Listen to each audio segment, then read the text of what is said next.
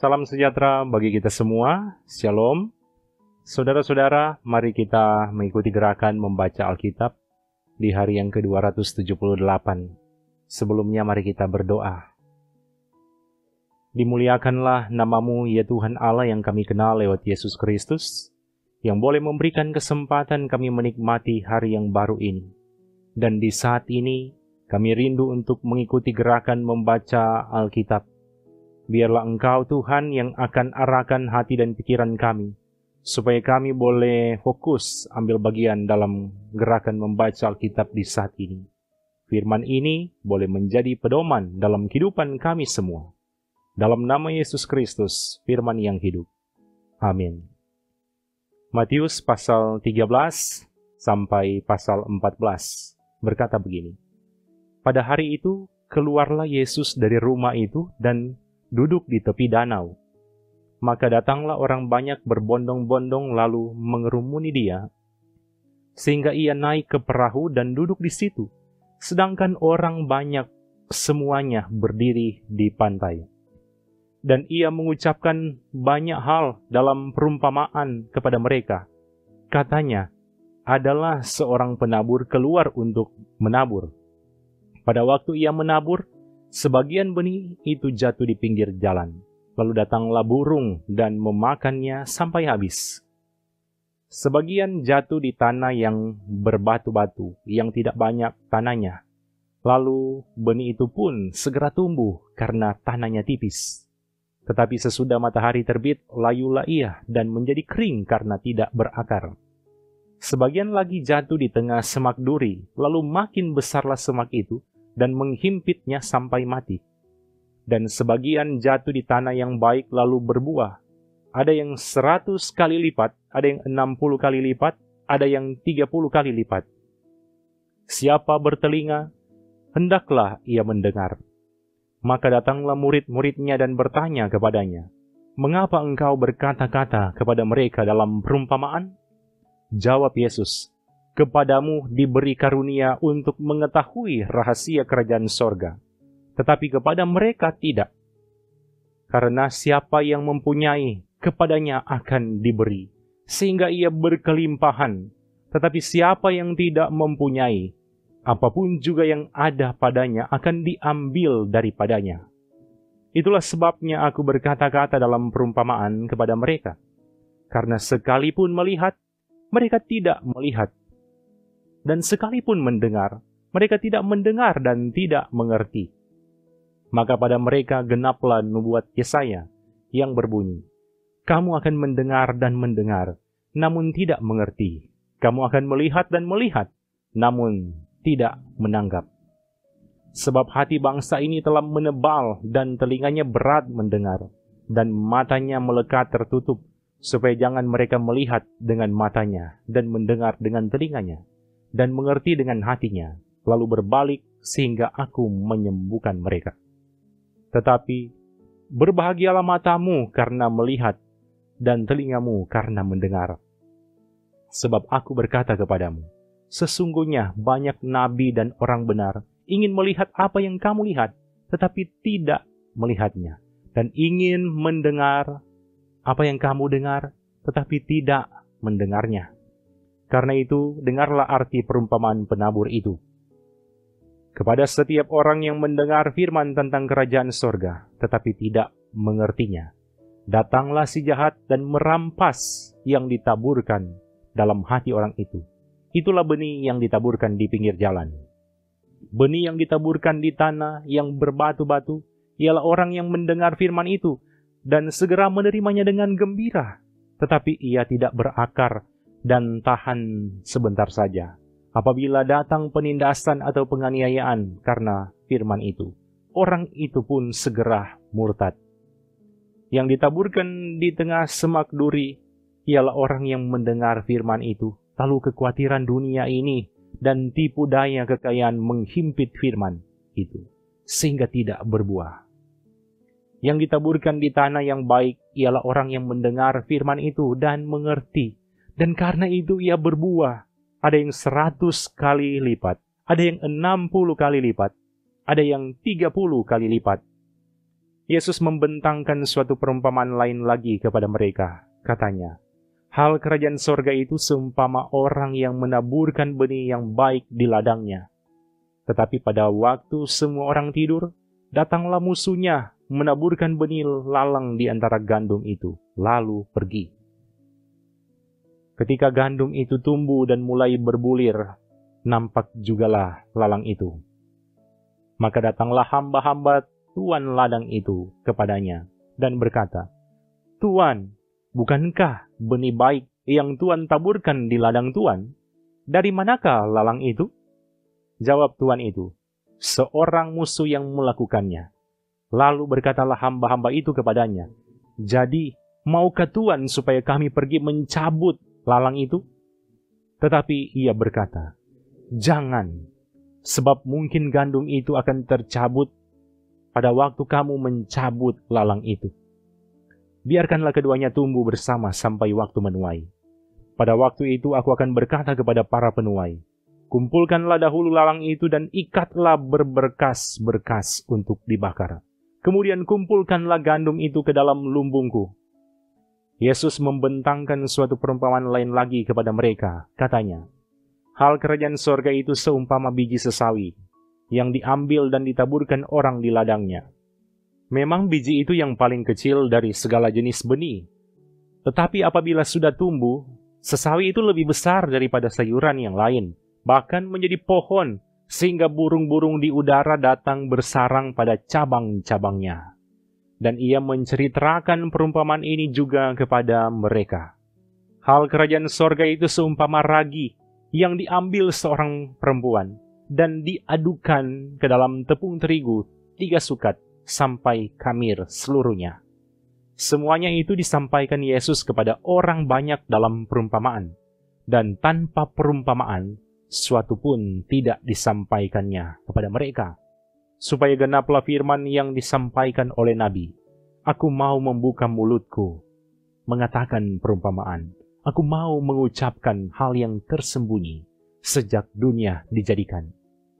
Maka Yesus pun meninggalkan orang banyak itu, lalu pulang.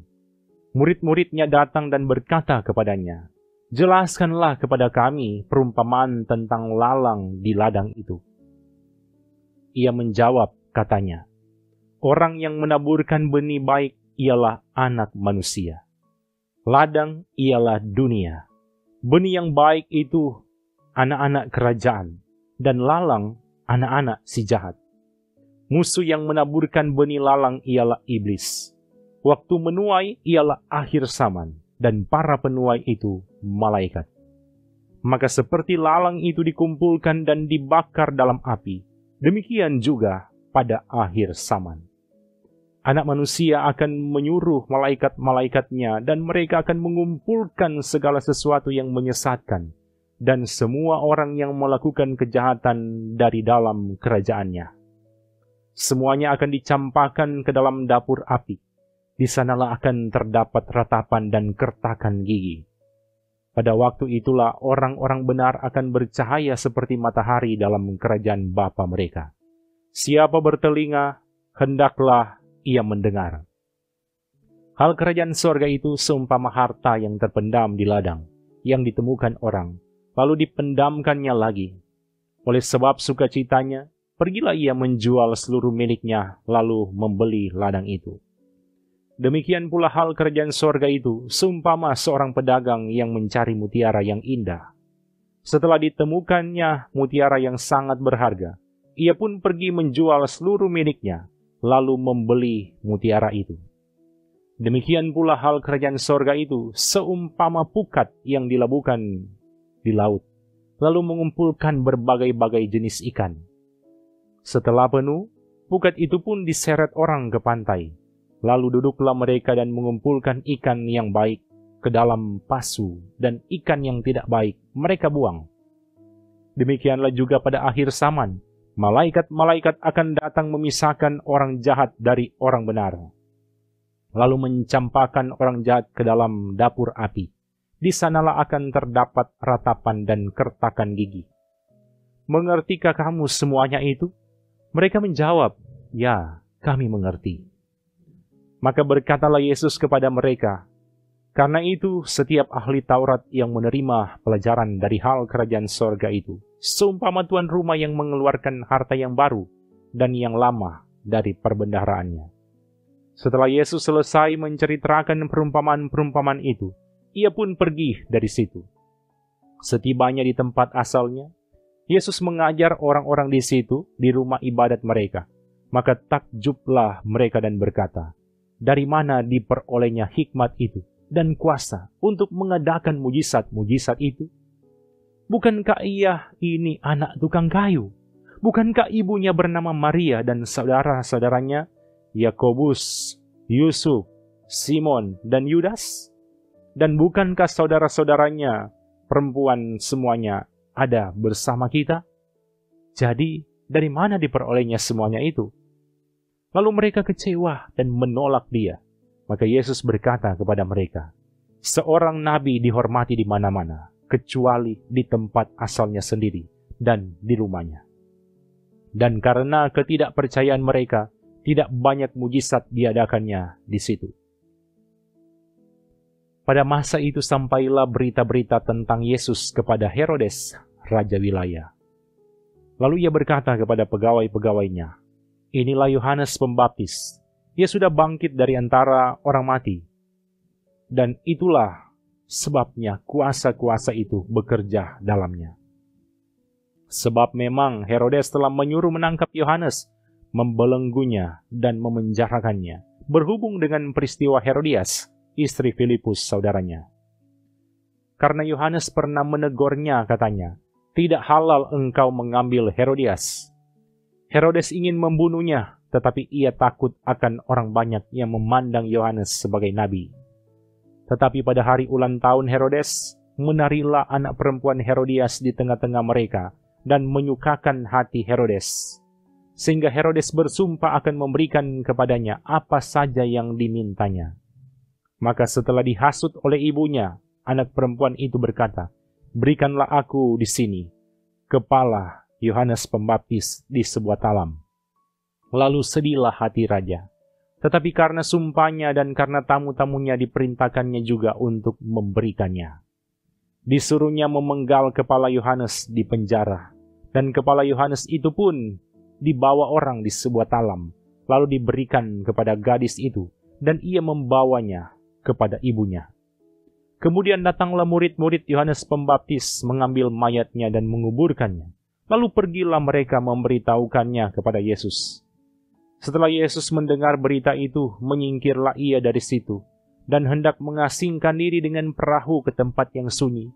Tetapi orang banyak mendengarnya dan mengikuti dia dengan mengambil jalan darat dari kota-kota mereka. Ketika Yesus mendarat, ia melihat orang banyak yang besar jumlahnya, maka tergeraklah hatinya oleh belas kasihan kepada mereka, dan ia menyembuhkan mereka yang sakit. Menjelang malam, murid-muridnya datang kepadanya dan berkata, "Tempat ini sunyi dan hari sudah mulai malam.